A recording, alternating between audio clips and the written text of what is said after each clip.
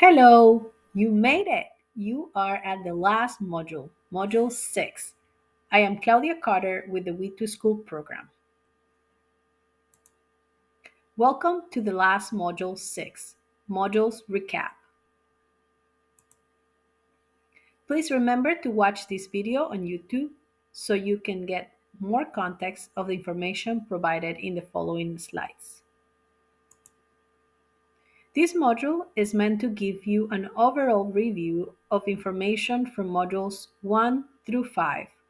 The big picture objectives of this module are to explain about the Wheat2School program, plan and design your educational wheat garden, and execute your own wheat garden. Remember that you're building a farm-to-school program that uses wheat as a tool that will include all of the following or those you choose based on your school settings. That means you can incorporate education, a school garden, and local procurement into your Wheat2School program. Including a farm to school program to your school brings amazing benefits for your students, farmers, and your community.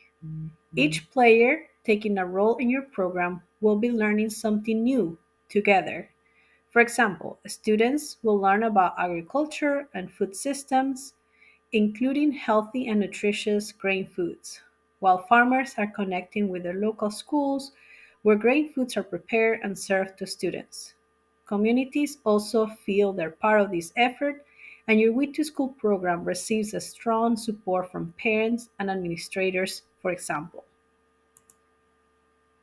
When we look into the work that has been done in farm to school programs, we see a lot of information and resources for fruits and vegetables as part of this space. However, though part of our school meals program, grains do not have a clear path to be incorporated into farm to school efforts. The USDA Farm to School census data from 2019 reinforces this information. As you can see, serving local grains in schools is at the bottom of farm to school efforts in California in this case. But grains are a huge part of our diets, and more importantly, in the National School Meals Program. As of 2024, schools are required to serve whole grains at least 80% of the time. That means 4 out of 5 days they must serve whole grains rich foods that contain 51% whole grains and 49% rich refined grains such as white flour. And despite the fact that the dietary guidelines for Americans recommend children to eat about 1 to 2 ounces of whole grains per day, less than 3% of children meet this recommendation. Adding wheat in school gardens can be part of the solution as a nutrition education program to help expose students to whole grains and hopefully increase their consumption in children and also their families. The benefits of the Wheat2School program are many, including using wheat as a tool in school to teach Common Core standards in math, science, history, and many more subjects. Just like the many benefits they have discovered of the benefits of school gardens in children's mental health and well-being, wheat part of school gardens will also support children in this manner. We also have realized that our wheat school gardens have fostered new community partnerships between school staff and local nonprofit organizations and farmers. Let's revisit the 6 different wheat classes we have available, such as durum wheat, hard red spring, hard red winter wheat, hard white, soft white, and soft red. Remember, durum wheat is mainly used for pasta, while hard red winters and spring and hard white are for breads, pizzas, or bread rolls. And soft red and soft white are for pancakes, cookies, and crackers. Now we're going to dive in our Wheat2School program starting with the school garden section. In the school garden section, remember you have access to the Wheat2School roadmap I have developed for you to use as reference. And in that module, you will find a template you can use to fill out your own information as you develop your Wheat2School program. This document has some clickable links you can navigate on your own. Here are two photos of some of the activities we have done while kids are outside in our school wheat garden and making observations. This slide helps you to remember the important parts of as you start planning your Wheat2School program and the activities you can start working on. I want to remind you that growing your wheat does not have to be a huge undertaking, but you should start small if you have never grown wheat and do not have a large school garden space. So, when your space is limited, pots, garden boxes, and even on the rooftop are great options for you to grow your wheat. If you happen to have a small school garden space and want to start trialing new wheat plots, go ahead and grow wheat. The first year will be a learning experience for you and your students, and that is totally okay. Here are photos of the different stages of our wheat growing inside the Dingo Elementary School wheat garden, from green wheat, full maturity, and to the harvest time. If you are at a school site with lots of space, then the next year you can grow an even larger wheat plot. Here is an example of our Lillian Larson Elementary School that has 1/10 of an acre. This school has been growing wheat for 4 years. It is important that you design your wheat garden space with a few wheat classes so students can learn the different wheat types and their uses. Here's an example of the wheat garden design at Shandon Elementary growing 4 wheat classes. Dingo Elementary has been our longest school wheat growing garden, and they have helped me develop resources and materials that you might find useful. Please review the information here to learn about this school wheat plot information.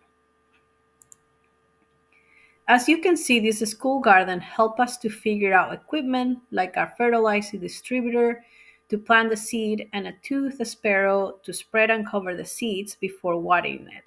You can also use a rake to do this part of the job.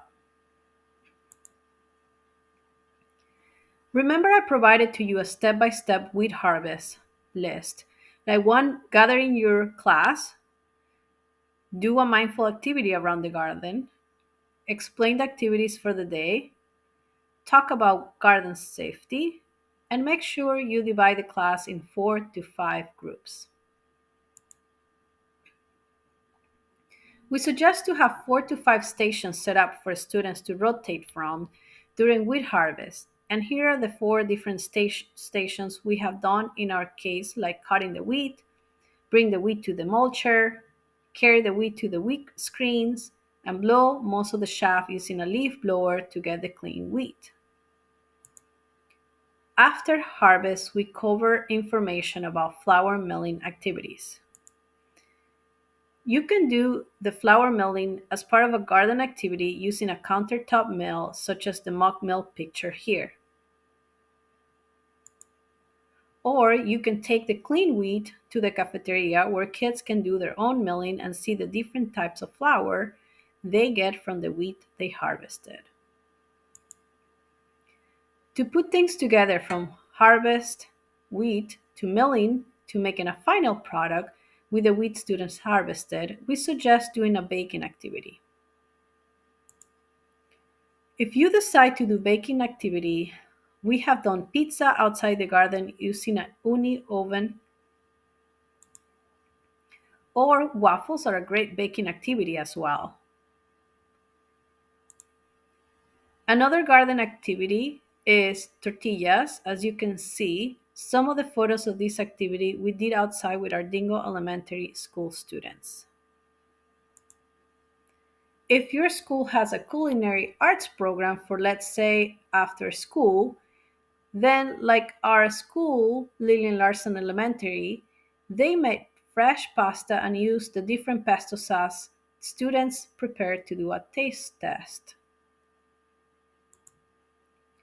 With our Riverbank High School, our culinary arts teacher also made fresh pasta using different types of flours. Kids loved the hands on pasta activity. Okay, let's move to our education component of our Wheat2School program. Remember that our wheat2school.com website is hosting all our education materials and resources. We have 14 lesson plans inside our wheat2school.com website. The lessons have an overall flow from garden lessons and activities to in-classroom lessons, with foods processing and baking to nutrition, as you can see here. Our lessons are structured in a similar manner, including a lesson plan, video, worksheets, activities, and many other resources. This is a garden lesson for data collection. The garden is a classroom by itself, so have fun teaching more than just science and math, but also about social studies, English, and more.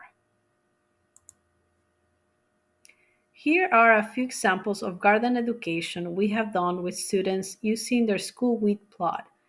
For example, in math, students measure the amount of grain they harvested.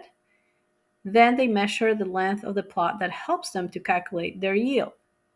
In addition, we partnered with plant science students from UC Davis that came to our garden education activity to teach students about plant breeding.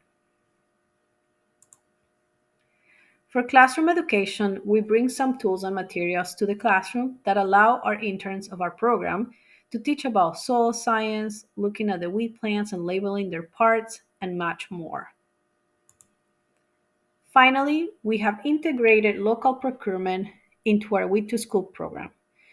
This means schools have partnered with local wheat farmers to buy the wheat and utilized it in some school mills. In order to do this, one of our school sites, Shandon Elementary, got a new American stone mill purchased through our Farm to School grant funding and started milling whole wheat flour for their school food cooking. Jeline, food service director, pictured here, received training on how to use the mill to make whole wheat flour.